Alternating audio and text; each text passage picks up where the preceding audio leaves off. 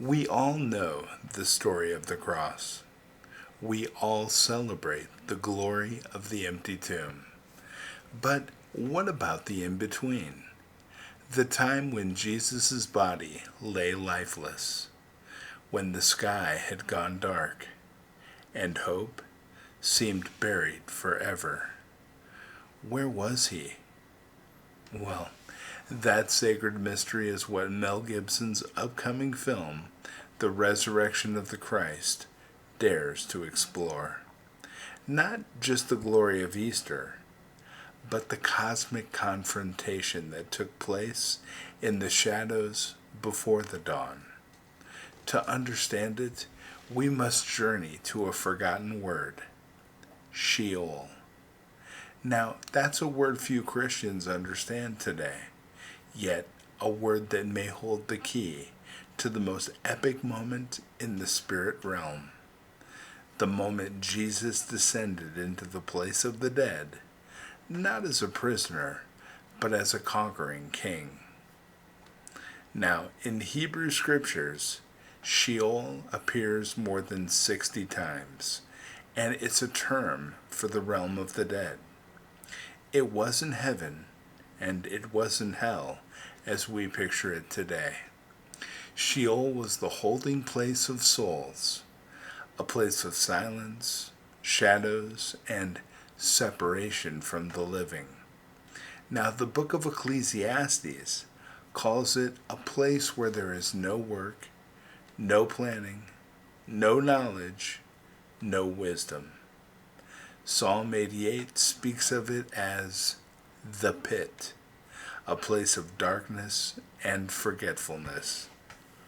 And yet, Sheol wasn't just for the wicked. Both the righteous and the unrighteous went there. Jacob believed he would go to Sheol, mourning his son Joseph.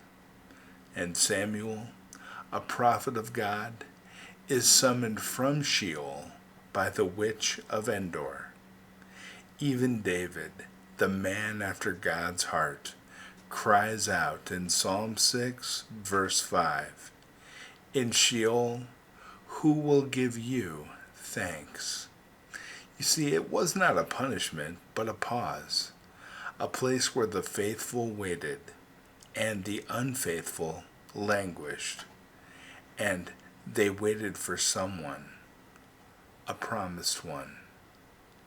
Yep, the Messiah. And by the time of Jesus, the Jewish people believed Sheol had two divisions. Abraham's bosom, that was a peaceful area where the righteous dead were comforted, as seen in Luke 16. Gehenna, or torment, where the wicked suffered as they awaited judgment. But no one, righteous or wicked, had yet entered heaven's full glory. The gates of paradise had not been opened, because sin had not yet been fully dealt with. The Messiah had not yet come to finish the work, but that was all about to change. See, when Jesus cried, "It is finished," and gave up his spirit, he didn't rest. He descended. The Apostles' Creed, the earliest doctrinal statement of the Church, affirms it. He descended into hell. But this hell is not eternal fire. It's Sheol, the shadowland of the dead. He entered Sheol not as a soul trapped in death, but as the Lord of life, breaking through enemy territory. He descended like a general invading enemy ground. He stepped into Abraham's bosom and declared, "I am the resurrection and the life." Now imagine that. Thousands of souls, Abraham, Moses, David, Isaiah, Ruth, Esther, the thief on the cross, they had waited for this moment. And now, standing before them, Jesus proclaims victory.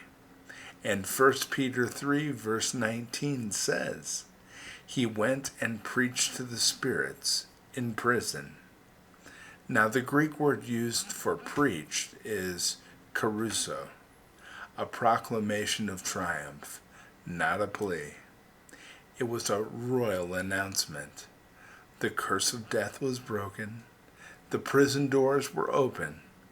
The Messiah had come, and he was leading a rescue mission. You see, Matthew 27, verses 52 through 53, records something most Christians skim past. It states, "The tombs broke open, and the bodies of many holy people who had died were raised to life. They came out of the tombs after Jesus' resurrection and went into the holy city and appeared to many people."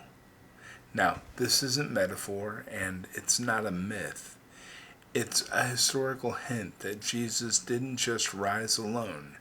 He led a procession. He emptied the faithful side of Sheol.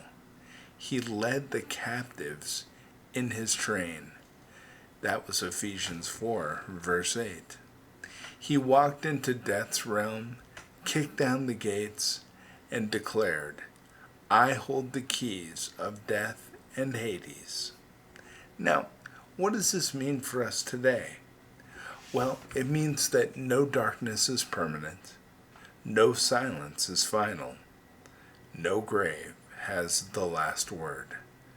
Because Jesus didn't just die for you, he descended for you.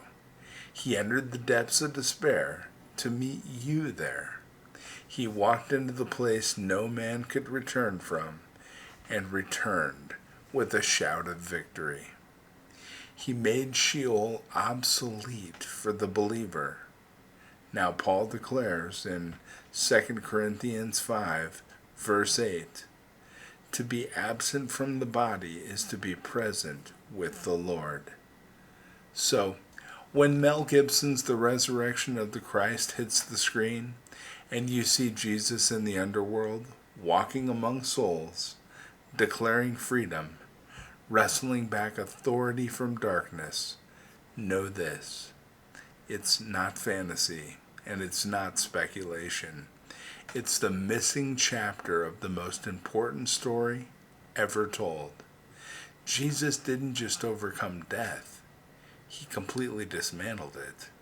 He didn't just rise, he brought others with him, and he's still doing it today. So whatever pit you are in, whatever shadows currently surround your life, whatever you think is too far gone, I want you to remember Sheol. Because if Jesus can break open the grave and walk out carrying the keys, then your story isn't over yet either. God bless you, my friends.